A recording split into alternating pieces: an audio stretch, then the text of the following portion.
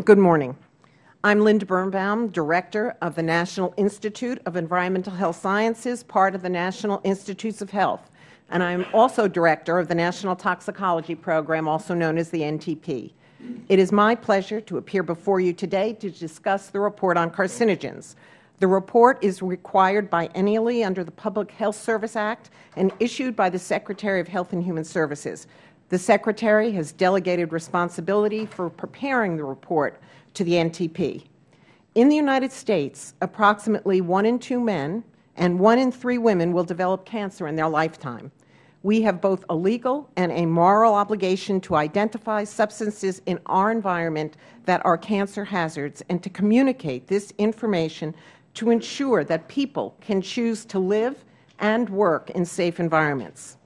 The report on carcinogens is a science-based public health document that provides information about the relationship between the environment and cancer. The report lists a wide range of substances, including metals, pesticides, drugs, natural and synthetic chemicals, and biological agents that are considered cancer hazards for people in the United States. A listing in the report indicates a potential hazard for cancer. Many factors, including the amount and duration of exposure and an individual's susceptibility to a substance, affect whether a person will develop cancer. The report on carcinogens is not a risk assessment document. It is not a regulatory document.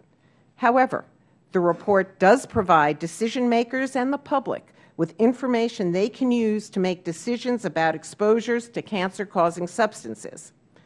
The Public Health Service Act stipulates that the report lists substances in one of 2 categories. The first is known to be carcinogens. The second category is reasonably anticipated to be carcinogens. These categories are based on criteria approved by the HHS Secretary in 1996 that were the product of a thorough and public review. For a substance to be listed in the known category, there must be sufficient evidence from studies in humans that indicates a causal relationship between the substance and human cancer.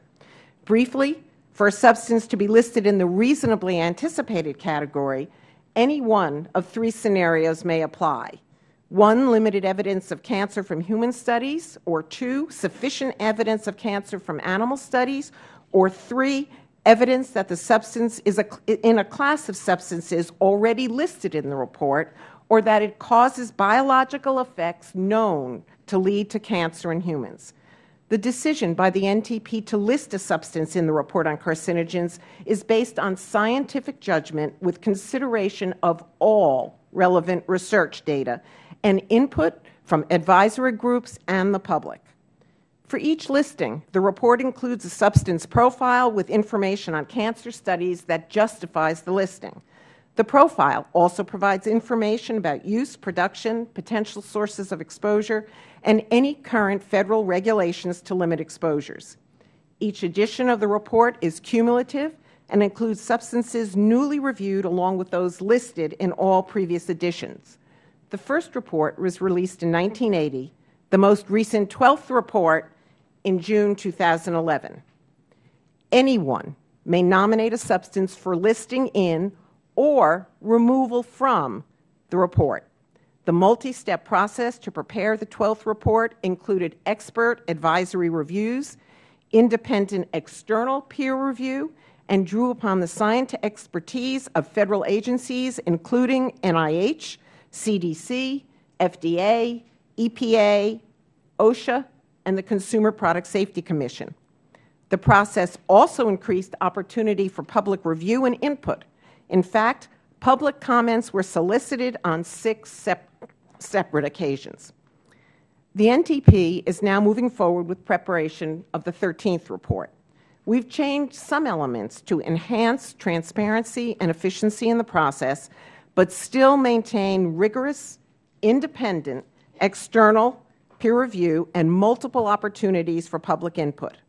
Among the changes to enhance transparency, we will now prepare a single literature review document that systematically assesses all relevant literature and explains how the NTP reaches its conclusions for its proposed listing recommendation. This document will be disseminated for public comment prior to public external scientific peer review. We believe that the report on carcinogens is and will remain an important public health document that improves the public and decision makers, empowers the public and decision makers with information about cancer hazards. I appreciate this opportunity to discuss the report and would be happy to answer any questions. Thank you.